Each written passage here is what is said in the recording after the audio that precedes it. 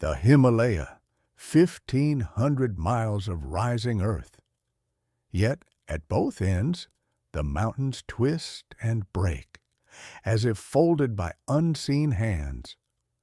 What force bends the loftiest range on earth into such impossible shapes? It's 2:20 a.m. I'm still buried in the Himalayan Club Journals, century-old field notes from the Himalayas. It's like diving deep into the documented history of the Himalayas from the early 1900s. The journals cover everything, from indigenous wisdom, cultural myths, to epic expeditions and groundbreaking discoveries. These forgotten stories are brought to life by synthetic voices in the Himalayan Journals podcast. Subscribe, zone out, binge, and pass it to a fellow mountain junkie. What is the true shape of the Himalaya? That question has puzzled explorers and geologists for more than a century. Stretching for 1,500 miles across the northern edge of India, the ranges appear at first to follow a simple curve, yet at both ends they bend sharply, as if the earth itself had been folded back upon its edges. To understand these turns, one must go deep into the story of how the mountains came to be.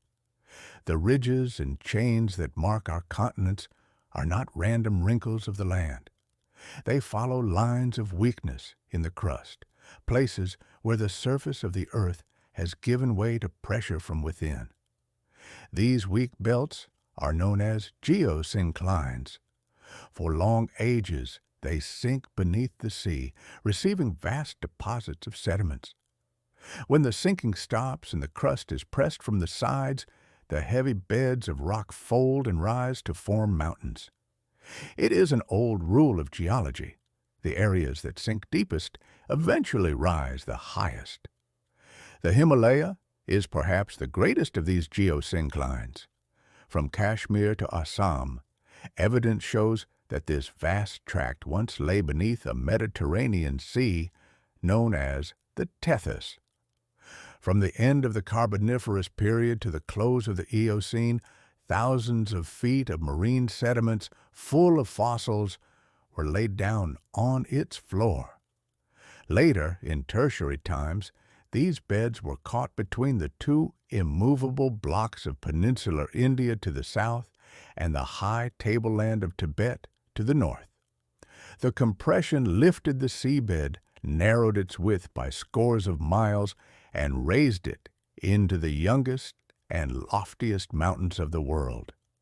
Discoveries in Kashmir reveal that parts of the range have risen at least 5,000 feet since the appearance of man. For most of its length, the Himalaya runs in a steady arc. From Assam, the ranges bend gently from east to west, then swing northwestward toward Kashmir. There, at one of its highest points, stands Nanga Parbat, 26,620 feet. At this point, the Indus River cuts a deep trench and the mountain chain appears to come to an abrupt end. Sir Sidney Burrard once remarked that this sudden stop had long been a source of surprise and incredulity. Surveys failed to trace any continuation west of the river. Yet geology revealed a different story. At Nanga Parbat, the strike of the mountains bends on itself, turning south and then southwest through Chilas, Indus Kohistan, and North Hazara. The folds of the rocks, the alignment of the strata, all follow this sharp curve, as if the entire range had been twisted round a hinge. This reflex loop is known as the Northwestern Syntaxis.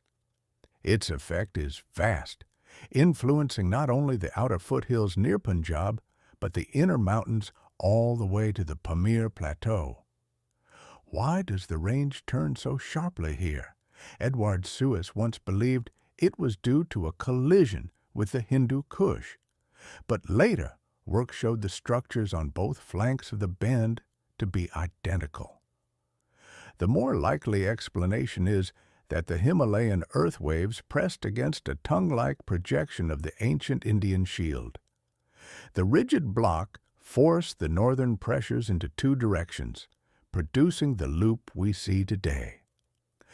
Thus, the Hazara Mountains mirror the Kashmir Ranges, and the axis can be traced westwards at least to Campbellpur, though its continuation beyond remains uncertain. The eastern end is even less defined. Beyond Assam, geology is still incomplete. Observations in the Dafla Hills, Sadia, Fort Hertz, and the Hukong Valley suggest another great bend, sharper even than at the Indus. Here, the granite massif of the Assam Plateau appears to have resisted the advance, deflecting the ranges southward. Some evidence points to the mountains bending into the Arakan Yoma. Other explorers, like Kingdon Ward, argued that the snowy peaks continue east into China, cut by the gorges of the Tsangpo, Salween, Mekong, and Yangtze. He believed these rivers had carved their way across the strike of the range. The issue remains unsettled.